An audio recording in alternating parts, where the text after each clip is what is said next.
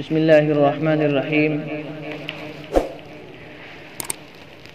الحمد لله رب العالمين والعاقبة للمتقين والصلاة والسلام على سيد المرسلين سيدنا محمد خاتم النبيين وعلى آله الطيبين وأصحابه الطاهرين علينا وعليهم أجمعين. أما بعد، أعوذ بالله من الشيطان الرجيم. بسم الله الرحمن الرحيم. إن الصلاة تنهى عن الفحشاء والمنكر. وقال الله تعالى في موضع آخر: إذا الشمس كورت وإذا النجوم انكدرت وإذا الجبال سيرت. اللہ تبارک و تعالیٰ کا بہت بڑا احسان اور کرم ہوا کہ اللہ تعالیٰ نے ہم سب کو یہاں مسجد میں جمع فرمایا اور اپنی عبادت کرنے کی ہم سب کو توفیق عطا فرمائی. اور سب سے بڑی بات یہ ہے کہ کتنے مسلمان ایسے ہیں جن کو اللہ کی طرف سے توفیق نہیں ملی مسجد میں آنے کی. اللہ کی طرف سے ہم سب کو توفیق ملی، اس لیے اللہ تعالیٰ نے ہمیں اپنے گھر بلایا اور اللہ تعالیٰ نے ہمیں اپنے سامنے کھڑا کیا، جھکنے کی توفیق عطا فرمائی، اپنی عبادت اپنی تعریف کرنے کی ہم سب کو توفیق ملی اللہ کی طرف سے. ورنہ لاکھوں کروڑوں مسلمان یقیناً ایسے ہیں کہ جس کو اللہ کی طرف سے توفیق نہیں ملی اور وہ آج بھی کوئی کسی گناہ میں ملوث ہوگا، کوئی اپنے کاموں میں ملوث ہوگا، کوئی کسی کام میں. اللہ حفاظت فرمائے. میں نے قرآن پاک کی ایک آیت پڑھی: ان الصلاۃ تنہی عن الفحشاء والمنکر. بے شک نماز بے حیائی سے روک دیتی ہے، برے کاموں سے روک دیتی ہے. لیکن نماز اگر ہم پڑھ رہے ہیں اور خشوع و خضوع کے ساتھ میں پڑھ رہے ہیں اور ہم سے گناہ بھی سرزد ہوتے ہیں، خطائیں بھی ہوتی رہتی ہیں، تو کوّوں کی طرح چونچ نہ مارے نماز میں. احتیاط اور اطمینان سے نماز ادا کریں اور نماز پڑھتے پڑھتے اللہ تبارک و تعالیٰ سے دعائیں بھی کرتا رہے. نماز سے فارغ ہو جائے پھر دعا کرے اور اللہ سے یہ دعا کرے کہ اللہ میں نے اپنی ہمت اور حیثیت کے مطابق جس طرح مجھ سے ہو سکا میں نے آپ کی عبادت کر لی. اللہ جو مجھ سے گناہ ہوتے ہیں اللہ ان کو بھی مجھ سے چھڑا دے تاکہ مجھ سے آگے گناہ نہ ہو اور آپ کی نافرمانی نہ ہو، میں معصیتوں سے بچ جاؤں. اللہ سے دعا بھی کرتا رہے، کیونکہ اللہ تبارک و تعالیٰ نے قرآن پاک میں جتنی بھی اور جو بھی باتیں ارشاد فرمائے ہیں وہ بالکل برحق اور سچ ہے. قرآن پاک کا ایک ایک حرف صادق اور سچا امین ہے. ایک حرف کو بھی اگر ہم نے جھٹلا دیا تو یقیناً کافر ہو جائیں گے. اللہ کے نبی صلی اللہ علیہ وسلم نے جتنی باتیں ہمیں بتلائی اور سکھلائی ہے، اگر کسی ایک حدیث کا بھی انکار کر دیا تو یقیناً کافر ہو جائے گا. آپ اور ہم تو ایمان والے ہیں، اللہ اس کے رسول کو ماننے والے ہیں، تو اللہ کے احکاموں پر عمل کرنے کی کوشش کریں، اللہ کے نبی صلی اللہ علیہ وسلم کی سنتوں کو زندہ کرنے کی کوشش کریں. تو نماز ایک ایسی چیز ہے جو انسان کو بے حیائی اور برے کاموں سے روکنے والی ہے، برے کاموں سے روک دیتی ہے. جب انسان نماز پڑھتا ہے تو نماز پڑھنے سے اس کی خود کی زندگی میں برکتیں پیدا ہوتی ہے، اس کے گھر میں برکتیں ہوتی ہیں، اس کی مال اولاد میں اللہ برکت پیدا کرتا ہے. لیکن نماز دکھلاوے کی نماز نہ ہو، خشوع و خضوع کے ساتھ میں ہو اور خالصتاً اللہ کے لیے عبادت ہو. آج کے دور میں عام طور سے ہماری جو عبادتیں ہوتی ہیں وہ دکھلاوے کے لیے ہوتی ہے. اگر کوئی آدمی نماز کی نیت باندھ کے کھڑا ہو جائے یہاں بیچ میں تو نماز تو پڑھ رہا ہے وہ، اور نماز میں قرآن پاک کی تلاوت بھی کر رہا ہے، لیکن دل میں یہ خیال کرے گا کہ تاکہ جو برابر والا ہے دیکھو وہ مجھے دیکھے اور یہ خیال کر لے کہ یار یہ تو بڑی لمبی نمازیں پڑھ رہا ہے. تو ایسی نمازیں تو پوری زندگی ادا کرتے رہو، ایک ذرے کا برابر بھی ثواب نہیں ملے گا، ثواب کے بجائے الٹا گناہ ملے گا. کیوں؟ اس لیے کہ دکھلاوا اللہ کو پسند نہیں ہے، تکبر اللہ کو پسند نہیں ہے. وہ ایک تکبری تو ہو گیا، ریاکاری، دکھلاوا. سب سے بڑی بات یہ ہے کتنے مسلمان ایسے ہیں جن کو اللہ کی طرف سے توفیق نہیں ملی. ایک چھوٹا سا سیمپل میں آپ کے سامنے پیش کرتا ہوں. ہمارے ملک بھارت میں کتنے مسلمان ایسے ہیں جس کو اللہ تعالیٰ نے بے تحاشا اس کو اللہ نے پیسہ دیا ہے. اگر وہ مسلمان چاہے کتنی غریب بیٹیوں کی شادی کرا سکتا ہے. وہ مسلمان چاہے تو کتنی مسجدوں اور مدارسوں میں وہ پیسہ دے سکتا ہے. وہ مسلمان چاہے تو کتنی غریبوں کے گھروں میں خوشیاں لا سکتا ہے. لیکن اللہ کی طرف سے توفیق جب تک نہیں ملے گی جب تک وہ نیک کام کر ہی نہیں سکتا. اللہ کی طرف سے توفیق کا ملنا اور بالخصوص نیکی کے کاموں میں اللہ کی طرف سے توفیق کا ملنا یہ بہت بڑی سعادت کی بات ہے. اگر ہم نے نماز جمعہ ادا کیا, نمازیں ہم نے پڑھ لی, پڑھنے کے بعد میں آگے ہم سے اور نیکی کا کام ہو گیا تو یہ اس بات کی علامت و دلیل ہے کہ اللہ تبارک و تعالیٰ نے آپ نے جو پچھلا نیکی کا کام کیا تھا وہ قابل قبول ہے, اللہ نے قبول کر لیا. کوئی گناہ سرزد ہو گیا, اللہ کی نافرمانی ہو گئی, آگے بھی چند لمحوں کے بعد یا گھنٹوں کے بعد ایسی نافرمانی ہو گئی تو یہ اس بات کی علامت و دلیل ہے کہ اللہ تبارک و تعالیٰ ہم سے کتنا ناراض ہے کہ اللہ ہمیں توبہ کی بھی توفیق نہیں دے رہا. میرے بھائی, اگر ہم ذرا سوچیں اور تصور تو کریں, اگر ہماری گناہ کرتے وقت کسی معصیت میں اگر موت آ جائے تو آپ بخوبی جانتے ہو کہ ٹھکانہ کہاں ہوگا. اللہ حفاظت فرمائے. جو ٹھکانہ کافروں کا ہوگا وہ ٹھکانہ ہمارا ہوگا. ایک مرتبہ میں کہیں جا رہا تھا کار میں بیٹھ کر کے, تو گاڑی میں گانے میوزک چلا دیا. ایک سیمپل کے طور پہ بتلا رہا ہوں میں آپ کو بات کہ لوگوں کی کتنی گندی ذہنیت ہو چکی ہے مسلمانوں کی. تو انہوں نے میوزک وغیرہ چلا دیا. میں نے کہا ان سے کہ بھائی ذرا تھوڑا سا دیکھو, یا تو مجھے گاڑی سے اتارو. میں نے فوراً کہا بھائی یا تو مجھے گاڑی سے اتارو ورنہ اس میوزک کو بند کر دو.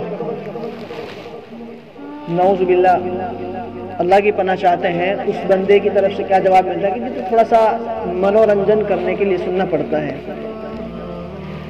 اب اگلے جمعے میں ایک جگہ میرا بیان تھا تو وہی آدمی وہ میرے سامنے بیٹھے ہوئے تھے. کیونکہ دیکھو کوئی بھی آدمی اگر کسی کا نام لے کر کے تان و تشنیع کرے گا تو وہ یقیناً خود گناہ گار ہوگا, کیونکہ اس کا گناہ تھا. دعا کریں اللہ اس کو ہدایت دے, وہ گناہ چھوٹ جائے. کیونکہ اللہ کے نبی صلی اللہ علیہ وسلم کی حدیث مبارکہ ہے, من ستر مسلما سترہ اللہ یوم القیامہ, جو شخص کسی کے عیبوں کو چھپائے گا تو قیامت میں اللہ تعالیٰ اس کے عیبوں کی پردہ پوشی فرمائے گا. اگر دنیا میں ہم نے کسی کے گناہوں کو, کسی کے عیب کو چھپا لیا تو قیامت میں ہمارے عیب چھپیں گے. ہم نے چوری کر لی اور 10 لوگوں میں ہماری عزت ہوتی تھی اور پھر وہی لوگ ہمیں حقارت کی نگاہ سے دیکھنے لگے تو ہم منہ دکھانے کے لائق نہیں رہیں گے ان کو.